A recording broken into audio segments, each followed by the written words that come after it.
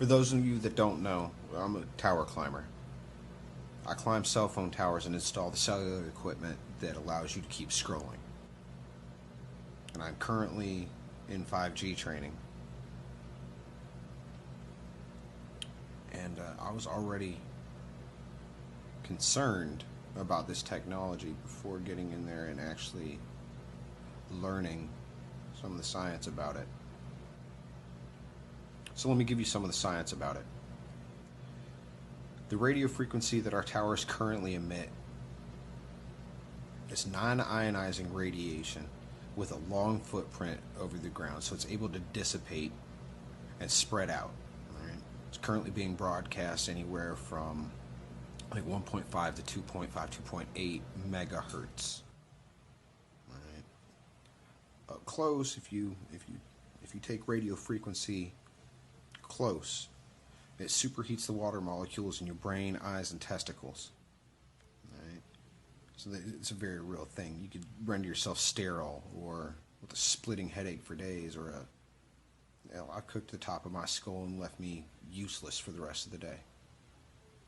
Right? And that's at short range, at a relatively low power. The way 5G is going to work is it is going to broadcast in gigahertz, not megahertz. We're talking about 30 plus gigahertz they're estimating, which means 15,000 times stronger than what we're pushing out right now.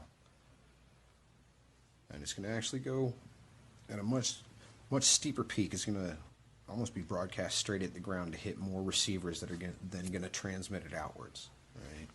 The plan is to install these small cells on the billboards and street lights, sides of buildings, in the corner of your office building or in the hallway of your apartment complex, so that they can get lightning fast speeds. Well, here's the thing. The RF that we've been broadcasting isn't really damaging to you, though they can't tell the long-term effects. But because it dissipates over distance and it's not a concentrated thing, the radio frequency we're broadcasting now has a really long wave trough. Alright? So even if you're getting hit with it, you're not absorbing a lot. That's why if I take it close range, I eat it, but you don't feel it down off the tower. It's not going to be that way with 5G. It's going to be in the corner of your office. They're talking about putting a 38 band MIMO antenna in the back of every car so that they can talk to each other and self-drive.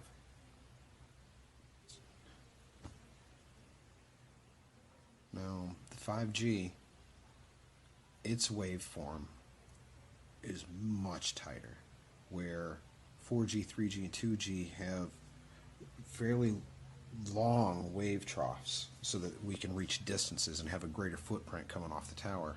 It's not necessary with 5G. It's going to be broadcast in what's called a millimeter wave, which is much more tightly focused with much closer wave troughs.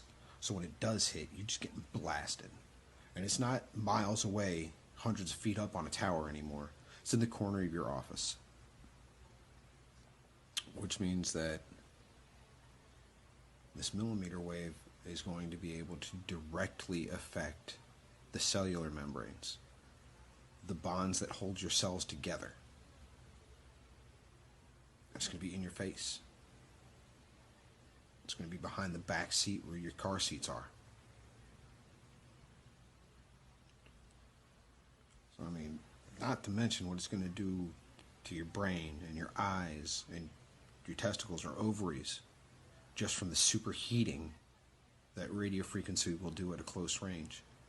But because it is so powerful, so compact and tightly beamed, it is literally going to be able to break down the bonds that hold your cells together. And that's how you get tumors. The rub of it is, America, that you're not going to know what I did to you for another 15, 20 years.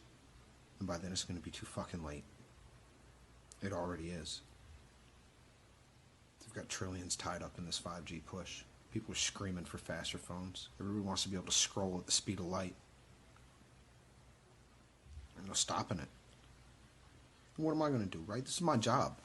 You know, hey, I got kids to take care of. I got my own chemo treatments 30 years from now that I'm going to have to deal with.